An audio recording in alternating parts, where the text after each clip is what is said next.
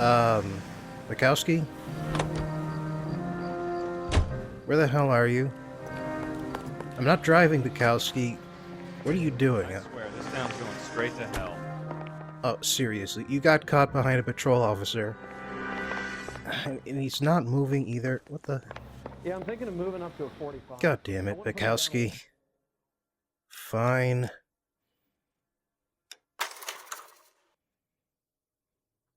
Hello, everyone. This is Bob and Threadbare, and welcome back to LA Noire.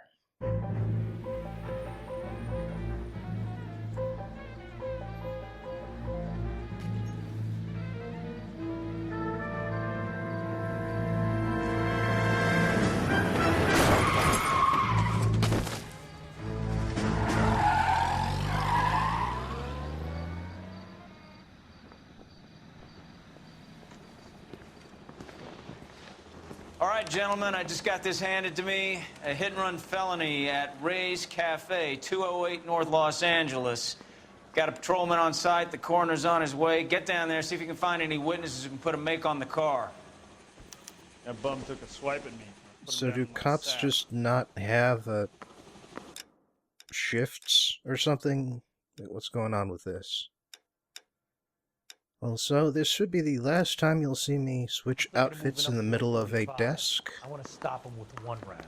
Because I found out that you have to do the main campaign in order to see the flashback cutscenes, so that's what we're doing now. Fortunately, I caught onto this fact before missing anything, so... You drive. I need to go over the case notes. Alright, Bukowski. You coming this time? Good. Looks like the DA is going to press charges. Anna Rodriguez might do time. I'll speak to the DA. She suffered enough. I don't know, Cole. She's an easy make, and the DA likes conviction. I'll convince him to let it go. How do you do that? I'll give him something better. Yeah, that is mean-spirited. She's a pregnant woman. She's at best aiding and abetting accessory. That's not much to press someone on.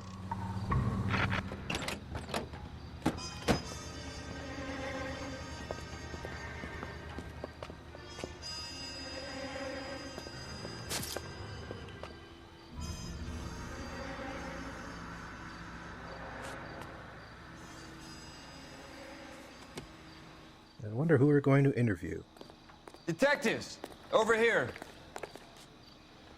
Cole Phelps, traffic. What have we got? Thick as a white male named Lester Patterson. Walked out of the bar and into the street. Car hit over there, and he ended up here. Dead on impact by the look of it. Have you canvassed the area? The only one with anything useful to contribute is the young lady over there. She lives above the bar. Name is Shannon Perry. No, it's not a stage name. 24 years old, she left Kansas to follow the Yellow Brick Road. Is that so? We'll take a formal statement later. Right now, we're going to take a look around. And he just went instant skeezy. Help me out. We need to check in with the reporting officer, then Carruthers. Make sure we know all the details. Phelps, you should take a look at the body. Poor guy didn't stand a chance. Apparently I can't interview him directly at the moment. I have to look at the body first. Although, well, I could look at his hat first. That's always an option. I landed on his face and ended up here. The car must have struck him from behind. There's a lot of blood on his front for being struck from behind.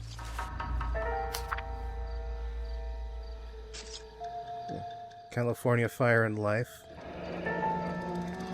Patterson has life insurance. Apparently, he's surprised by how much life insurance he has. Interesting.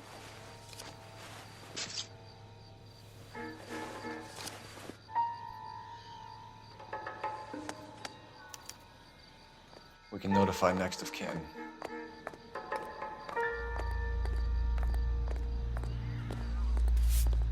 Ah, yes. Back when U.S. currency had actual contrast between the ink and the paper. Not complaining or anything, just pointing it out. Also, checking the hands and face will eventually do something. We'll eventually find clues and interesting facts from that.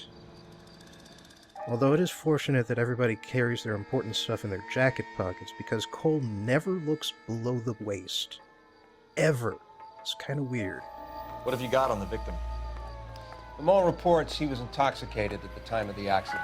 I'll know how intoxicated once I've done the autopsy. Looking him over now, I'd say he died on impact. What about the chest wound? Isn't that inconsistent? Very common in auto injuries. Look for a car with a prominent hood ornament. Those things are killers. Like, all the way through his chest, though, and out the other side? Careful where you're stepping, Phelps.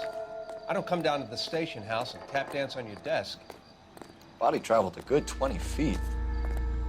That's rather inconsistent with the intro cinematic, too. Like, it looks like he did travel that far, but it was mostly on the guy's hood, not on the street. This blood is a long way from the body. Car must have been going like a bat out of hell.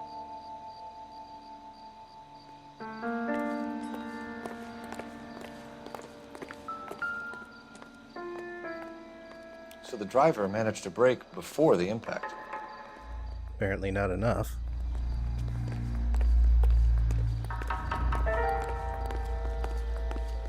Alright, well the music is still going, so obviously we haven't found all the clues.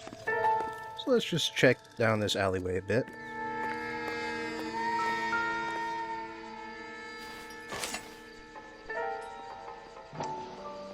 Oh ho! A knife covered in blood. Could be a steak knife. This is a hit-and-run case, Phelps. Anyone could have thrown away a kitchen knife. In any case, we'll want tech services to scrub the alleyway before they bag the knife. Yeah, but a perfectly good knife, covered in what is obviously not steak juice. Pretty sure there's a bit of foul play going on there, but they have to act ignorant, otherwise the next few scenes won't make any sense. Maybe talk to some witnesses. We can discuss the autopsy report later. Oh, fine. Miss Perry? Yes? I'm Detective Phelps. This is my partner, Detective Bukowski. Can you tell us what happened?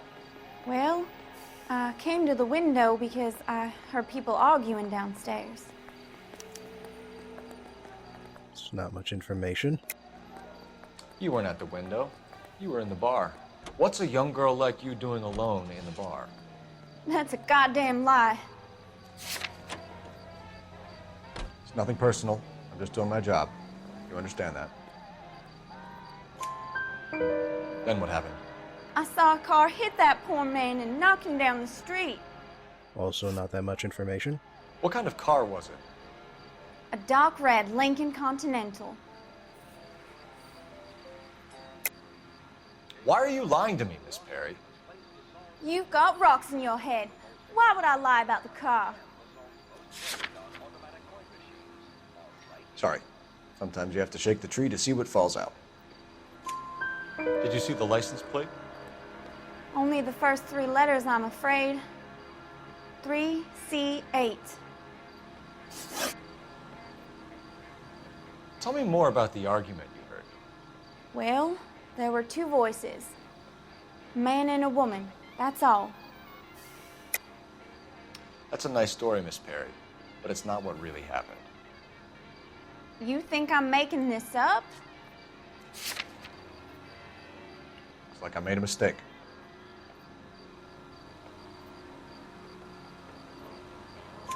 Why are you holding out on us, Miss Perry?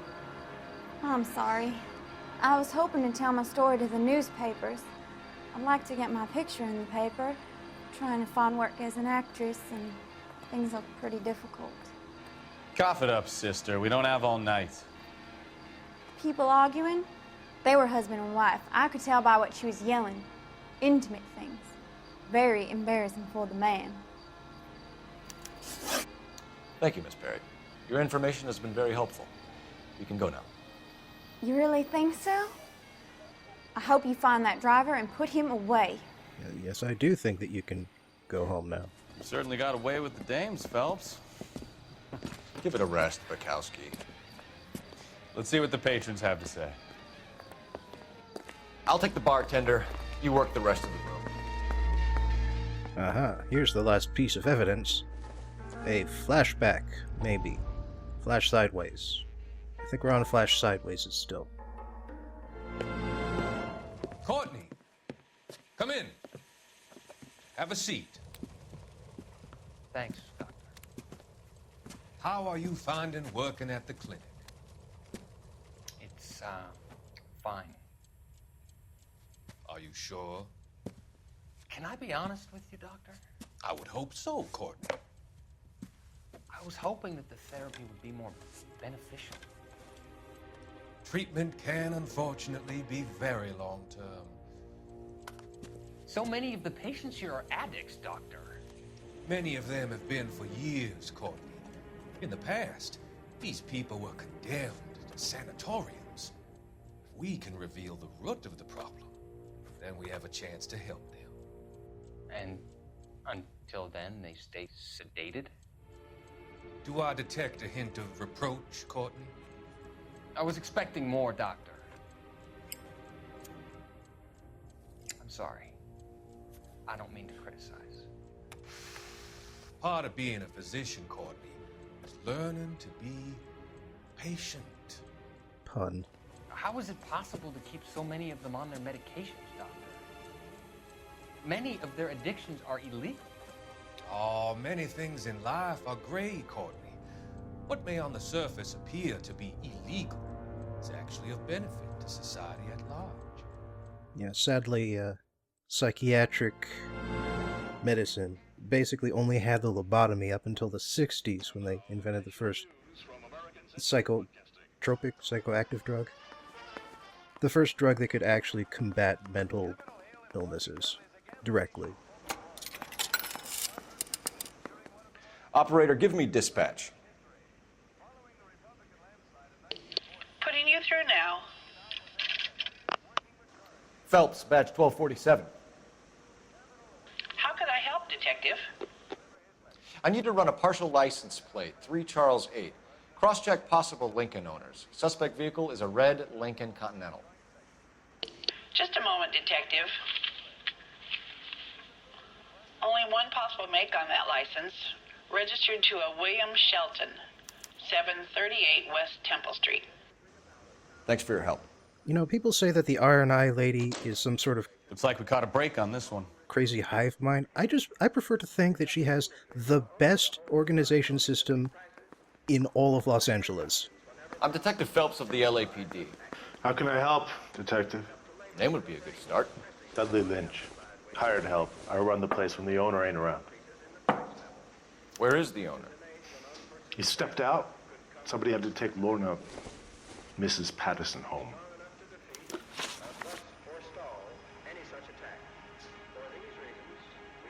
What can you tell me about the accident? Not a lot. It was busy in here, and all I heard was the impact. Mm-hmm. Why are you lying, Lynch? What are you covering up? Is that the best you've got? You expecting me to confess to being the driver? Where did that come from? Sorry. My mistake. So what was he doing outside? It's against licensing regulations to drink on the sidewalk. Lester and Lorna were having a fight. The owner made him take it outside. It was pretty ugly. Do you know the victim? Yeah. Lester Patterson. He's a regular here, or he was. So Patterson just walked in front of the car and you saw nothing. Why are you lying, Lynch? Any of the patrons will confirm I was here behind the bar when it happened. Can you prove any different? You're off the hook, for now. Not one of your favorite customers? Lester was special, but not my kind of special. Was Lester drinking alone? No. He came here with his wife. She didn't seem too interested in the booze, though. A witness overheard an argument. Lester and Lorna. There's nothing like airing your dirty laundry in public, is there?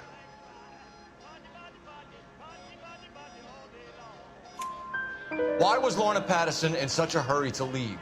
What is going on here? Lorna was pretty upset, so Leroy took her home. Lorna and Leroy are close. They've been talking about opening a new bar. Leroy? Leroy Sabo, the owner.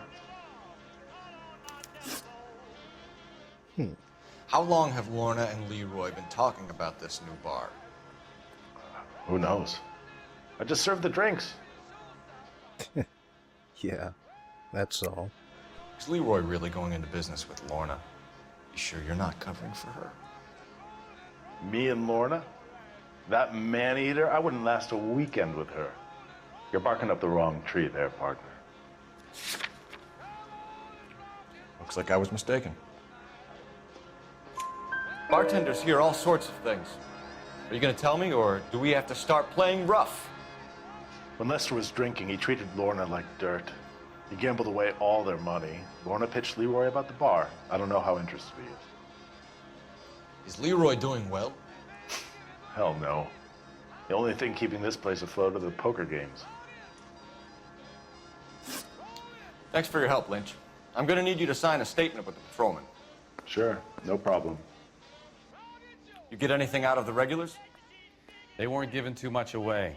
They liked watching Lester and Lorna go a few rounds every other day. And Lester was a fan of the love tap. They also love horses. And what's with the names in this case? Lorna, Leroy, Lester, Lynch? Is this like the Superman fan club going on here or something? What the hell? Alright, well, we could go to Patterson's residence right away, but it doesn't really change anything if we head to Sheldon's place first. Oh, hey. The knife's got its own evidence flag now. Oh, well, gotta avoid the bloodstain. Yeah, silly me. Of course, that's not going to stop me from, you know, stealing the coroner's car. Because I thought this was such a nice area. You're behind the wheel. Yep. Good luck getting the body to the morgue now, buddy. Get over here. Had to finish his cigarette first.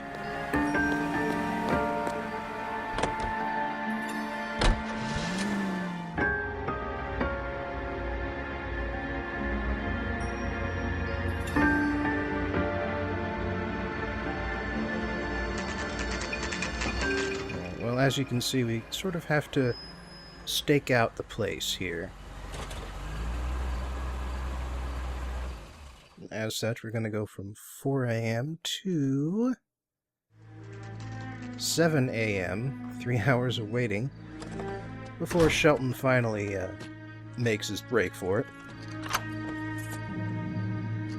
But like I said, dealing with him first does not do anything for the rest of the case. That's the son of a bitch right there. William Shelton? Yes? It doesn't look good, Shelton. You packing your bags and making a run for it? You know why we're here. Yes. The accident. We've got witnesses who can put this car at the scene, not to mention the physical damage. This is open and shut, Shelton. Stow it, Shelton. Don't throw it. That coward thinks he can run from everything. And once again, we're in our partner's car, not the coroner's vehicle. And it's kind of sad that the game always forces you into your partner's vehicle when it comes time for a car chase, but Enough games, Phelps. Take this guy out. it does make sense.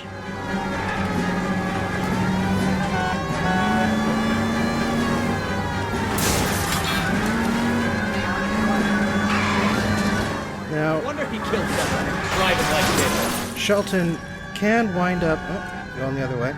Shelton can eventually get to the train station if we don't do enough damage. But in this case, we Do can, his wheel arches. Come on. like so.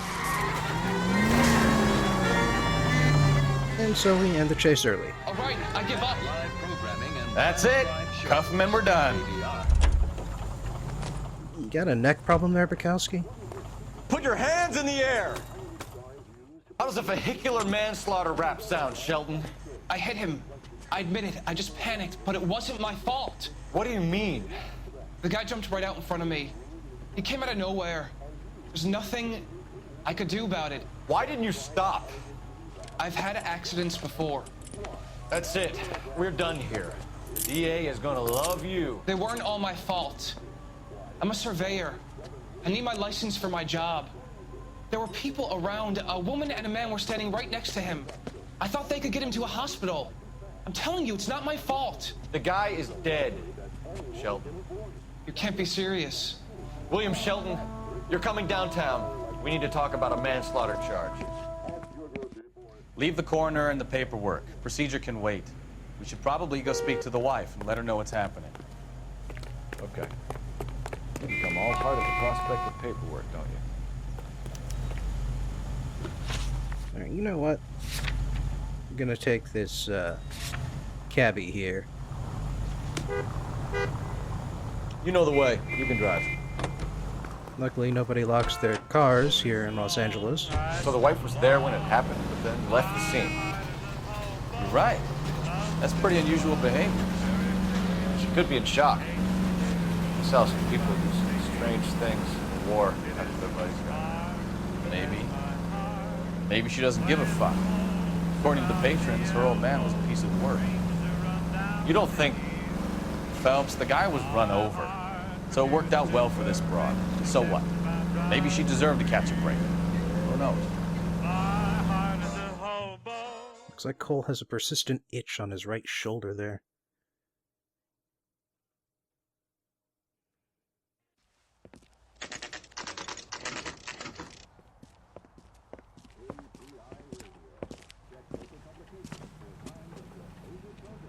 Took all the way to 9 a.m. to finish this. To wrap up everything with Shelton.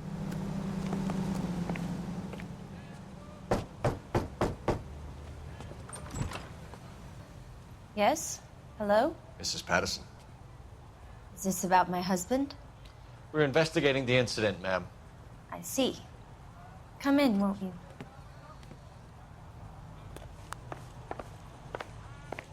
Seems we won't be doing any investigating here, so let's just sit down. Can you tell me what happened?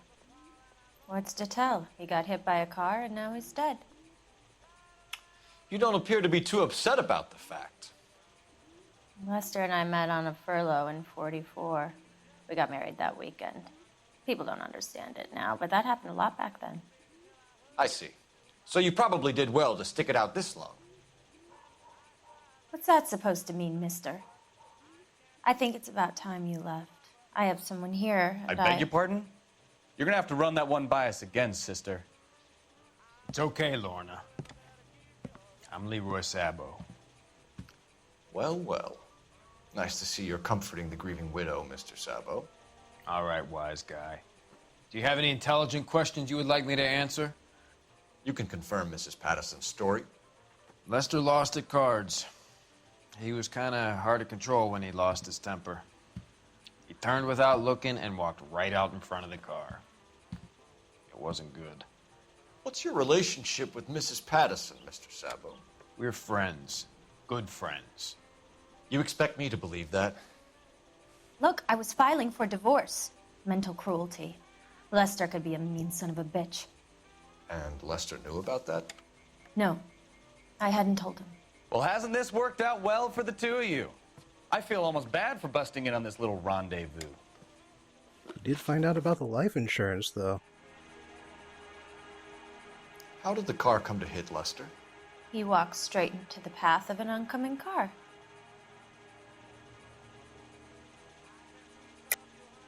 You're lying, Lorna. You pushed him in front of the car. If you think you can prove that, I suggest you arrest me now. Sadly, I can't. You don't ask, you never find out. You expect me to believe that, Lorna. It's all very convenient. Gambling for Lester was like the needle for a hophead. He was yelling at me. He was yelling at the whole world. I kind of felt sorry for the driver. Poor guy had no chance. You were arguing in the bar and on the sidewalk? We were always arguing. So what? Admit it. You were baiting him, pushing his buttons. We can easily get the full story from the regulars in the bar. All right. Lester was playing cards out back. He lost, of course, and wanted back in. He suggested I earn the money on my back to get a mistake.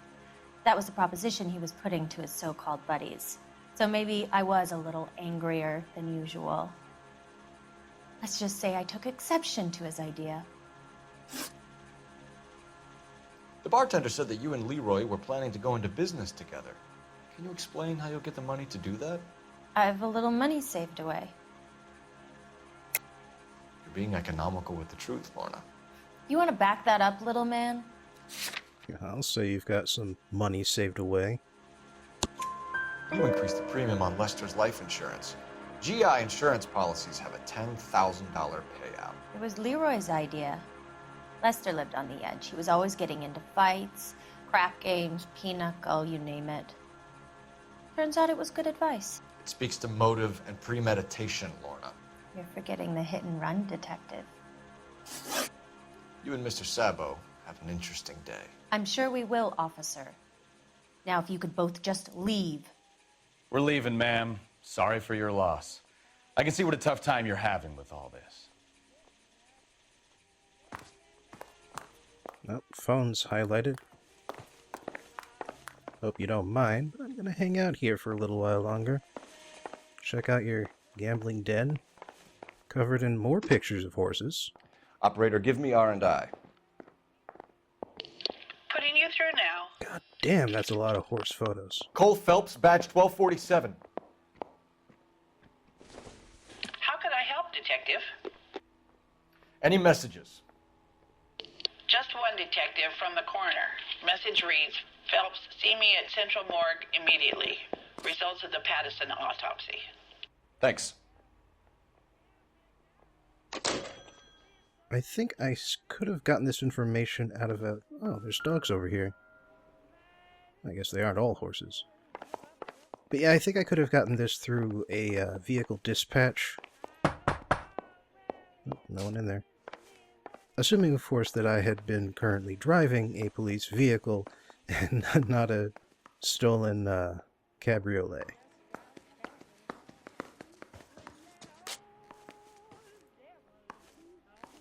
That must be her little corner of the house with the sewing kit.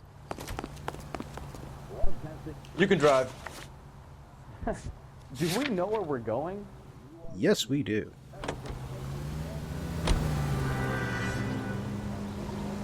Do you know that we're going?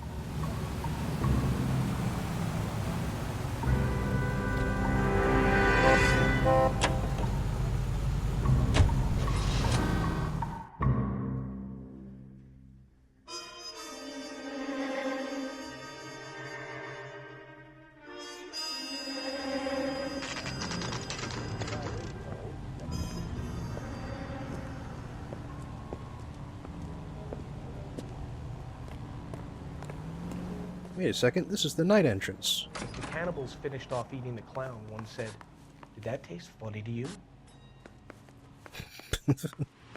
We can put the driver in front of a judge in less than a week.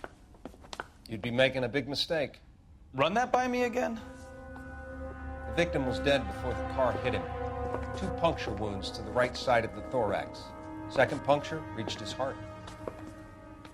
You're kidding me. Been doing this job 23 years, son. No one's ever laughed at one of my jokes.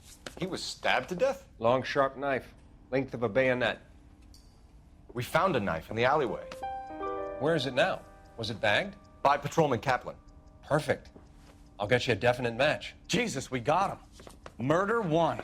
We were right there and they tried to stare us down. Now they'll both get the gas chamber. We have the knife, we have the coroner's report, and I bet we could roll Sabo as a witness. Let's bring her in. So, if I hadn't found the knife, this would be the time to go and get it, at which point we would get Leroy, but not Lorna. She would have enough time to escape, I believe. And Leroy would be at the bar, so what happens next would happen there, and not at Lester's place. You drive.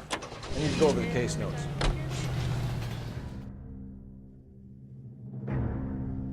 there's actually quite a bit of variation depending on how well you do.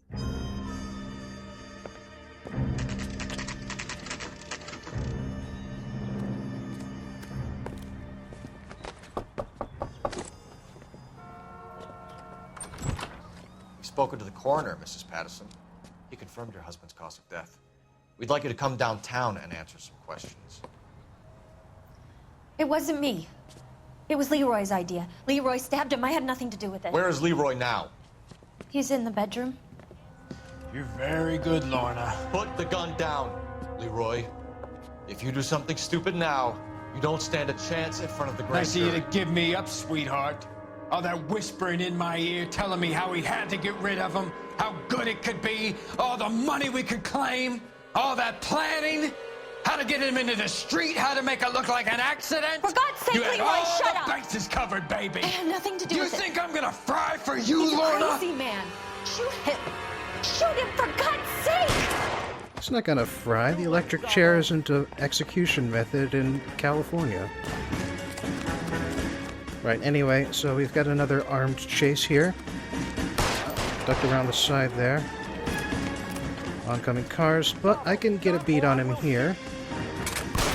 Lester could be a heel, but that's a lousy way for anyone to go out. I'd have to kill him if we got to the end, because he would have started a hostage situation.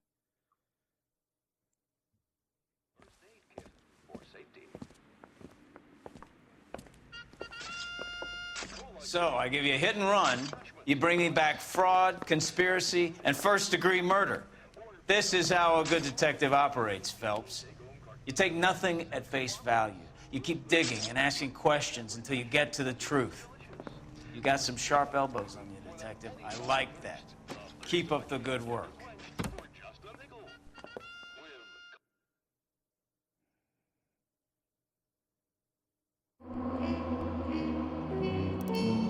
Yep. Well, it's about what he would have done to avoid jail at Lorna's place, too, so... You know, there's nothing quite so classic as the tale of two lovers looking to bump off the lady's old man for insurance money, is there? It's classic enough that apparently this case was based on a real-life incident, and the classic noir I'm about to cover relies on pretty much the exact same plot. The film bears the rather mysterious title of The Postman Always Rings Twice, and you'll have to wait until the end of the story if you want to know what that sentence means. The story about the story. Aside from Columbo, all the movies I've covered thus far have been Warner Brothers productions, and there's a reason for that. See, back during the golden age of Hollywood, there was something called the studio system. Each studio would have its own lot, its own distribution channels, and its own stable of employees. Not just production employees, mind you, but screenwriters, directors, and most particularly actors. The biggest names still had the power to pick and choose their projects between each studio, but Humphrey Bogart, for instance, could only work on Warner Productions or with Warner's permission until pretty much the end of the 1940s, when his contract expired. As a result of this system, each studio tended to have its own style, its own genre strengths and specialties. Warner tended towards gritty crime dramas and thrillers, hence why we're spending so much time with them. But of course that's not all they did, and other studios would throw their own hats into that ring on occasion. But I've brought it up just now because I want you to understand just how much of a departure Postman was from the usual stuff MGM was producing at the time. If Warner was grit, MGM was glamour.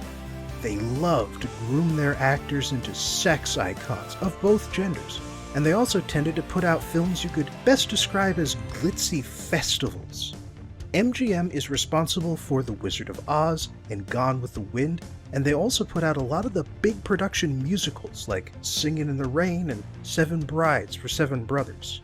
To them, the 1946 film Postman was a small, gritty movie, and that's probably why they borrowed Warner actor John Garfield to play the male lead. It was also something of a risk, considering the story is about adultery and murder, but the film Double Indemnity managed to get past the censors in 1944, Plus, Postman was based on a James M. Cain novel, Cain being a third big name in the hard-boiled crime genre. John Garfield also has an interesting story. He was born Jacob Julius Garfinkel, Julie to his friends, and his parents were poor Jewish Russian immigrants living in Brooklyn.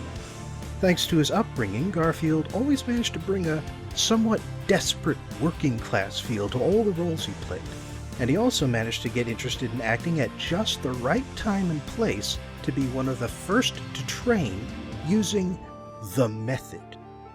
Method acting is a distinctly American style of role training in that it borrows from an older Russian school of thought, the system, developed by Russian director Stanislavski, but it then ramps everything up to the American go big or go home levels.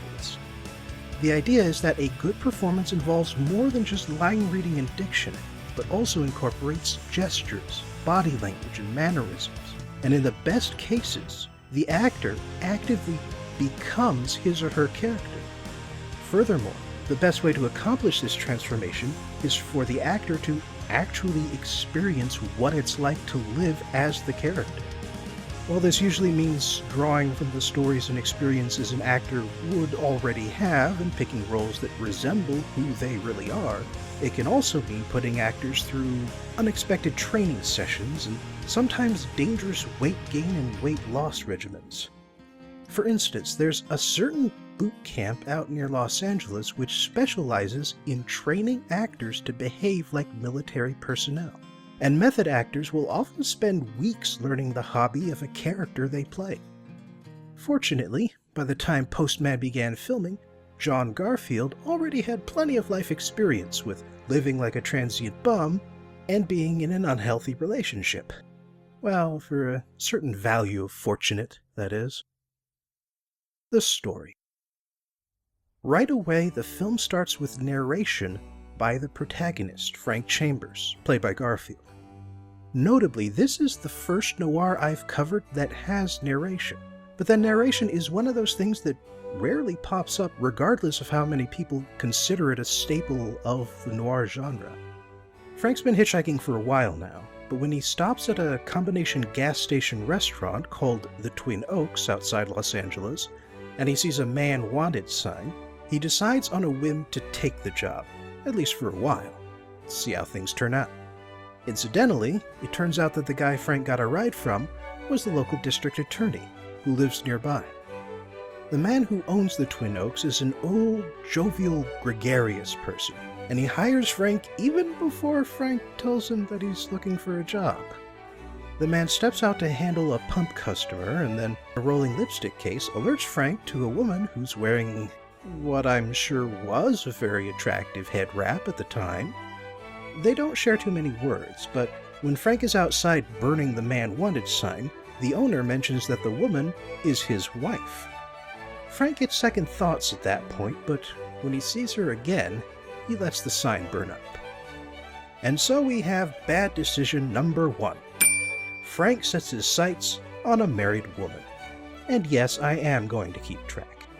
This decision is going to have a lot of company before the end, and I want you guys to understand just how many times the protagonists could have avoided the ending. That evening, we find out a few more things. The owner's name is Nick, and he's concerned about making ends meet. The wife's name is Cora, and she's concerned about Frank. She wants Nick to get rid of him right away, but Nick insists that he'll be a big help around the place. Cora then goes to demand that Frank start painting the chairs, revealing that she has some ambition in the process, and then apropos of nothing, Frank gives her a big ol' kiss.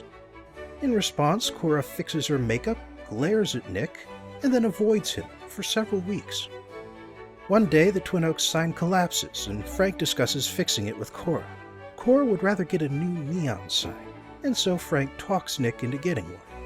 Then there's this very meaningful moment where Frank lights a match for Cora and she reluctantly uses it after she fails to light her own. Frank asks Cora why she married Nick, but she tells him it's none of his business. Once the neon sign is installed, Nick plays the guitar to celebrate, and Frank and Cora dance together to some salsa music. I guess mostly to make sure you remember this is an MGM production. After that, Cora goes to the beach and Frank joins her because apparently Nick thinks it's a great idea for a young man and his young wife to be alone together. By the end of the night, they kiss again. So we have bad decision number 2. Cora falls in love with Frank. The next day, Cora explains that she married Nick because she was getting too much attention from men, and Nick was her first good chance to take herself off the market. She never loved Nick, and she was honest with him about it, but he figured she would fall for him in time. Instead, she's fallen for Frank, and so they decide to run away together. Now that's a good decision, but eventually Cora realizes that she cannot live like a tramp, and since her husband would keep the restaurant in the divorce, they commit bad decision number 3. They go back to Twin Oaks.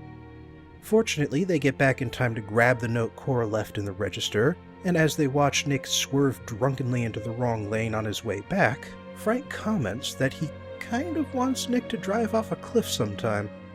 Now Frank is kidding at this point, but eventually Cora decides that maybe killing Nick isn't such a bad idea. And so we get to bad decision number 4. They decide to kill Nick.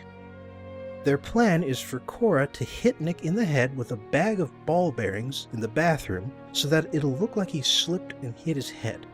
She would then lock the door, slip out the window, and climb down off the roof with a stepladder, all while Frank is washing a car out front to watch for visitors. Unfortunately, 2 things go wrong. First, a cop shows up to check on things and sees the stepladder. And then after Frank manages to come up with an excuse, a cat climbs up the ladder and dies when it touches the exposed house transformer. Cora screams, Nick lives, and the DA grows suspicious even after he hears their excuses and sees the dead cat. Frank and Cora feel awful about what they almost did, and so Frank does leave for a while, but he eventually makes his way back, which I'm counting as bad decision number 5. When they all get back to the Twin Oaks, Nick is in an unusually generous mood. Turns out he's selling the restaurant since the new highway is coming through the area, and he'll be using the money to move to Canada and take care of his invalid sister. It also turns out that Cora didn't know about this, and she's not happy. But instead of filing for divorce at this point and maybe getting something from the proceedings, she and Frank commit bad decision number 6. They decide to kill Nick again. This time they do it by getting Nick drunk, driving down a steep cliff road, and then moving him into the driver's seat and pushing him over the edge. However, the car only falls halfway, forcing Frank to climb down and push it the rest of the way, and he winds up going down with it, and the DA shows up very soon afterwards because he's been tailing them because he's still suspicious. As Frank is recovering in the hospital, the DA shows up and spins a story about how maybe Cora meant for Frank to go down with the car, that maybe she orchestrated everything since Frank was drunk too. After all, she didn't tell Frank about Nick's new $10,000 life insurance policy, now did she? Eventually, Frank caves under the pressure and commits bad decision number 7.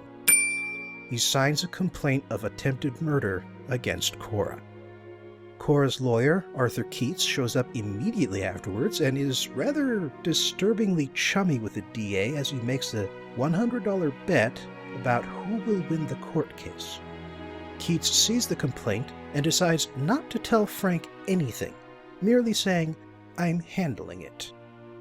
In court, Keats tells the judge that he's waiving the right to a preliminary hearing since he's planning for Cora to plead guilty. When the case goes on recess, Cora, Frank, and Keats meet in a nearby private room.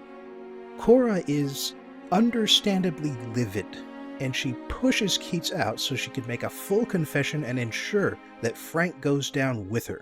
And so a stenographer enters to type up her statement. Oh, and this is bad decision number 8, by the way. When she's finished, Keats comes back with a smile on his face. Turns out the stenographer works for him, not the DA, and the confession will be safely held in the lawyer's office.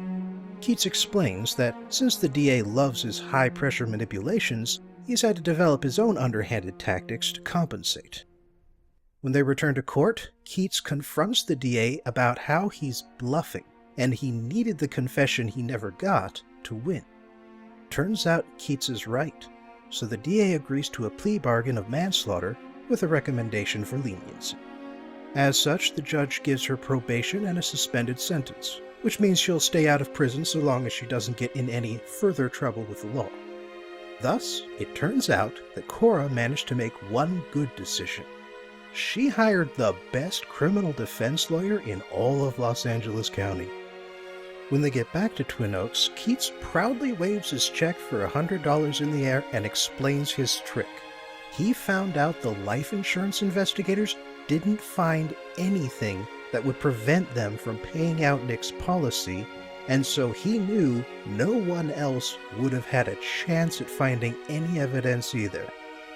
Frank and Cora's relationship still hasn't recovered from Frank's betrayal, but Frank decides to stick around and help her renovate the place and put in a beer garden. Things stay suspended that way for several more weeks, but then Keats shows back up and explains that people are starting to talk about this unmarried couple living under the same roof, and keep in mind that this was a time when adultery, sodomy, and things like those were actively illegal. So the two of them sign a marriage license while still hating each other, which is, well, it's not the worst decision out of the lot, but I'm still gonna count it as number 9. Right as they finish, Cora finds out that her mother has had a heart attack, and while she's out of town, Frank decides to have some fun in Mexico with a brunette he spies in the station parking lot. Again, this could have ended better for him if he'd followed through, but since he returns later, this is bad decision number 10. When Cora gets back, Keats' stenographer from earlier tries to blackmail the two of them with a confession, but they manage to overpower him and his friend and burn all the evidence. However, Cora soon finds out about Frank's brunette friend, and she threatens to send him to the gas chamber since if she confessed now, all she would have to face is prison time. Double jeopardy, you see. The government can't try you twice for the same crime. To say the least, the atmosphere at Twin Oaks grows poisonous at this point. That evening, Frank catches Cora on the phone, but it turns out that she was calling a taxi. She was going to run away, not turn him in. And one of the reasons for that is because she's pregnant with Frank's child. Even at this point, they can't get over their feelings for each other, and so they decide to go to the beach and start things over. And on their way home, they commit their final bad decision, number 11. Kissing the driver while he's on the highway. Cora dies, and the DA frames things to make it look like Frank was the mastermind behind everything, and the jury sentences him to death row. Finally, we find out why the movie has narration. He's telling his story to a priest, his final confession before entering the gas chamber. Frank is upset that he's going to die for killing Cora when he loved her. But then the DA makes his final appearance and explains that they just found the note Cora left when she was going to run away, and which would be enough to convict Frank for Nick's death. As such, all they're really doing now is saving some time. Oddly enough, Frank perks up at this, and he finally explains the title. He feels like he was waiting for the postman to come with an important letter, and although Frank may have missed the first ring, the postman always rings twice, and you always hear that second ring. Final thoughts. The death penalty has come up both in the game and now in today's film, so I figured I'd spare a few words about it before we go any further. Initially, the United States used British criminal law as its basis, and so there were a lot of offenses punishable by hanging. However, even some of the founding fathers thought that this was at the least excessive, and men like Thomas Jefferson and Benjamin Franklin tried to limit or abolish capital punishment at the state level. Throughout the 19th century, states gradually began to do exactly that.